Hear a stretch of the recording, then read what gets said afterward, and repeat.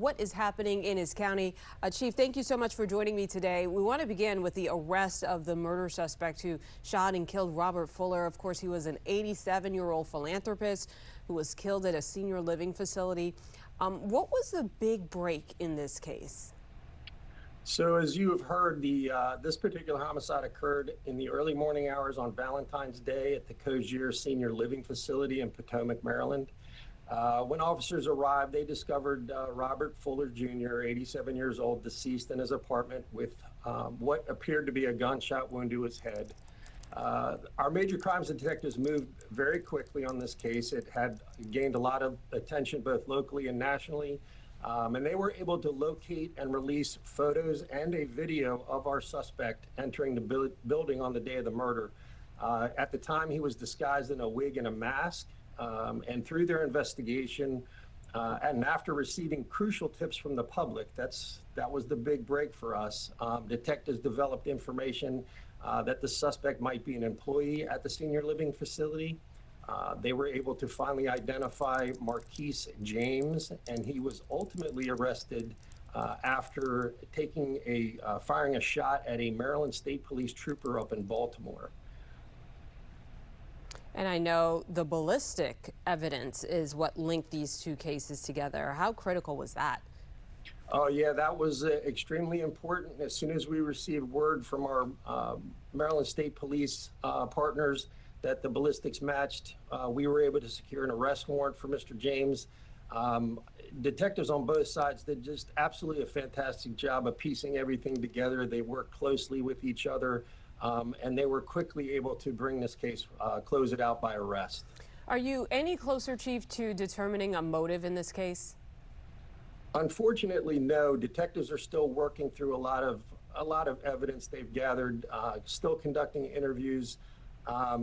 Unfortunately, in this case, a motive is still out there unanswered at this point. But the good news is this particular suspect, who was obviously extremely dangerous, he was armed, he is now in custody and facing charges. Yeah, and according to police, there was evidence that he was potentially plotting to attack again. So that is good news. We've been tracking those dangerous car meetups. They're not only, of course, a risk to people on the road, but also responding officers, because the officers are often outnumbered. What's the policing strategy now to addressing these roving car meetups? Yeah, so we share intel with our local and regional partners through a lot of different avenues. And from the Montgomery County Police side, we are at a moment's notice ready to stand up officers in a detail, flooding a particular area. In particular, we get hit along the 29 corridor out in Silver Spring. Officers get out there, they're highly visible, and basically the goal is, and has been, which has been very effective, when these drivers come into Montgomery County, they see us there and they just divert and go someplace else. All right, let's talk more broadly. Overall crime numbers, what are some of the trends you're seeing? Yeah, we are, like some of our regional partners, we're seeing encouraging trends in our crime patterns here in Montgomery County, particularly in downtown Silver Spring.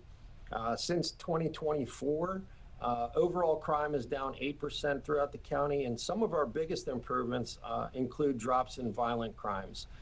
Assaults involving guns are down 53%, carjackings down 35%, auto theft is down 15%, and robberies are down almost 9%.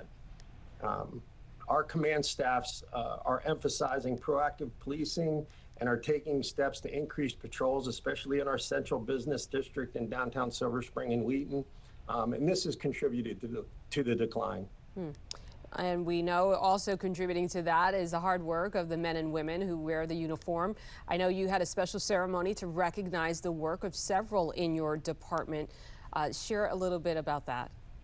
Yeah, we don't often get a whole lot of thanks here in law enforcement, but yesterday we had the opportunity to recognize more than 65, I think it was, Montgomery County Police employees, both sworn and professional staff, during a department award ceremony.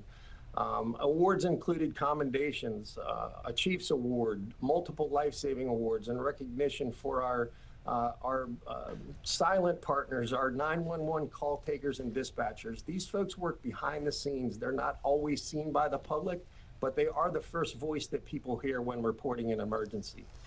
Absolutely, and we are just so thrilled to recognize them here and speak of that important ceremony you had this week. Chief Yamada, always great to have you. Glad to hear things are improving in your county. We look forward to having you back.